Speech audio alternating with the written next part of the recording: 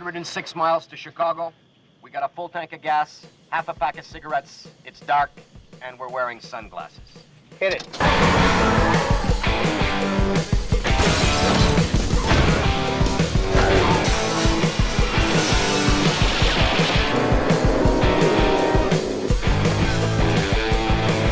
We had a bit of a film binge the other day here at My Drive HQ, which got us all thinking, which movie car is the most iconic? After a lot of pondering, here's what we came up with. Number 10, Eleanor, Gone in 60 Seconds. Okay, let's run. Gone in 60 Seconds features a ton of iconic cars, but none stand out as much as Eleanor. The 67 Shelby Mustang GT500. The GT500. Yeah. Eleanor is the last of 50 cars Memphis Reigns has to steal in order to save his brother's life. Nicolas Cage, playing the talented car thief, actually did most of his own stunt driving for this film.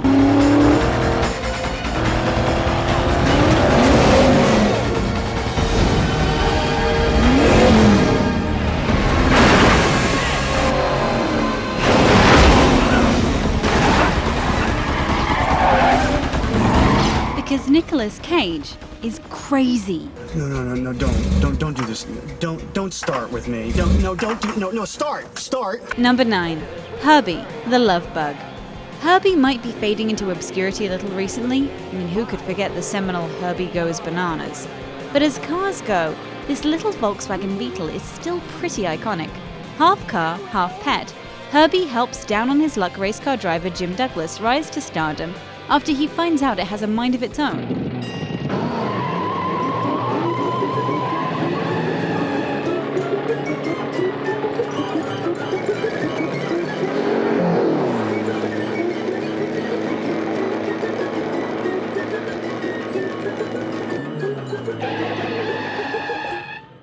Did you see this thing take off? One of your showboat tricks, Mr. Douglas. I tell you, I had nothing to do with it. Hey, we were turning. Opening with a montage of bizarrely horrific car crashes, the introduction is only a handful of explosions away from resembling a Michael Bay movie.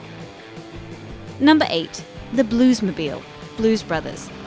It's hard to think of the Blues Brothers without thinking of their second-hand cop car, a 1974 Dodge Monaco. It's got a cop motor, a 440 cubic inch plant. It's got cop tires, cop suspension, cop shocks. It's a model made before catalytic converters, so it'll run good on regular gas. What do you say? Is it the new Bluesmobile or what? Fix a cigarette lighter. The star of what may very well be the greatest film car chase of all time, in which Jake and Elwood Blues systematically wreck a shopping mall whilst on the run from the police. The Bluesmobile actually hit 118 miles per hour during the chase under the elevated train line. Bought from the California Highway Patrol, the film gets through a grand total of 12 Bluesmobiles. That's a lot of cops without a ride. Number 7, The Weasleys' Flying Car, Harry Potter and the Chamber of Secrets. Determined to surround himself with all things Muggle, Arthur Weasley enchanted his sky blue Ford Anglia to fit 8 people, 6 trunks, 2 owls, and a rat. And to fly. Hiya, Harry. When Harry and Ron miss the train to Hogwarts, they use the enchanted car to get to school, and promptly crashed it into the Whomping Willow. Most muggles aren't accustomed to seeing a flying car. Right.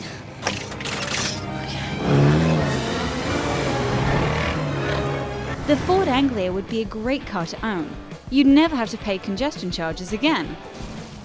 Not to mention the fact that it would be pretty nifty to have a car capable of protecting you from giant spiders. I'm an immortal, sir, not a gazelle. How can we outrun this? Number 6, The Nautilus Car, The League of Extraordinary Gentlemen. Care for a spin? After a criminal mastermind starts executing his plan to orchestrate a world war, our heroes arrive in Venice, aboard Captain Nemo's submarine to thwart him. Since it's tricky enough as it is to pull off a 3-point turn in a submarine, let alone being confined to the canals of Venice whilst you do, the team deployed Nemo's car, a 6-wheeled, steampunky, 22-foot-long beast of a car. The Nemo-mobile was custom-made for the film. It has 2 separate brake pedals to help the stunt driver achieve more control over the vehicle.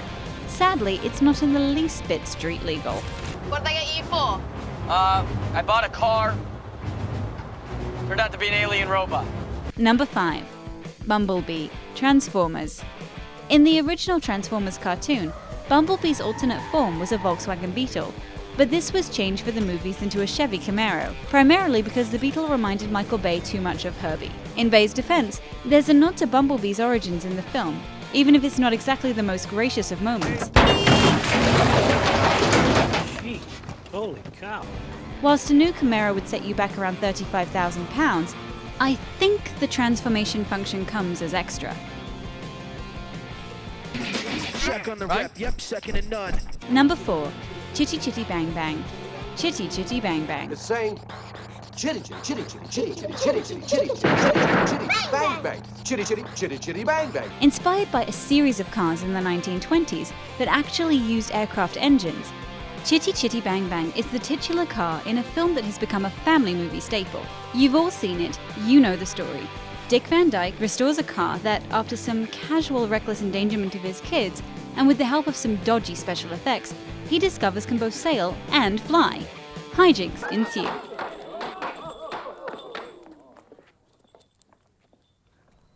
Number 3. Ecto-1, Ghostbusters. You can't park that here. Half ambulance, half hearse, the Ecto-1 is the Ghostbusters car of choice. Everybody can relax. I found the car.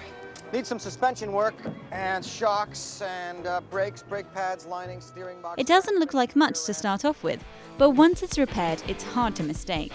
With an array of lights, sirens, lots of ghost hunting gadgetry, and a white and red paint job, it's hardly the most inconspicuous of cars.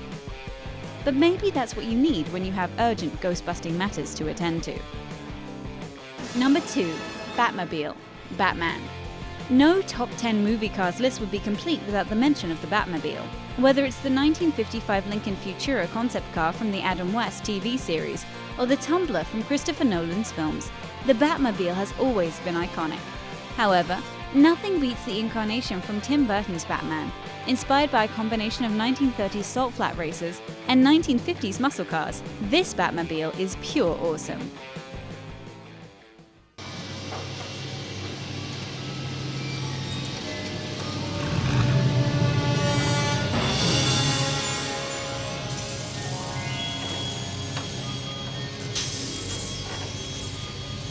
Number 1. DeLorean, Back to the Future. Are you telling me that you built a time machine? Out of a DeLorean? The way I see it, if you're gonna build a time machine into a car, why not do it with some style? And style it has, by the bucket load. In fact, whilst the gull-wing doors have become synonymous with the DeLorean, they can prove troublesome when trying to park in a standard parking space. However, there's a cunning solution to that. Just drive around the car park at 88 miles per hour, Libyan terrorists not necessary, activate the flux capacitors and travel back in time to a period before bay parking was invented. Problem solved. And there you have it, My Drive's top 10 movie cars. If you have any car-related top 10 lists you want us to cover, leave us a comment and don't forget to subscribe. Rock and roll.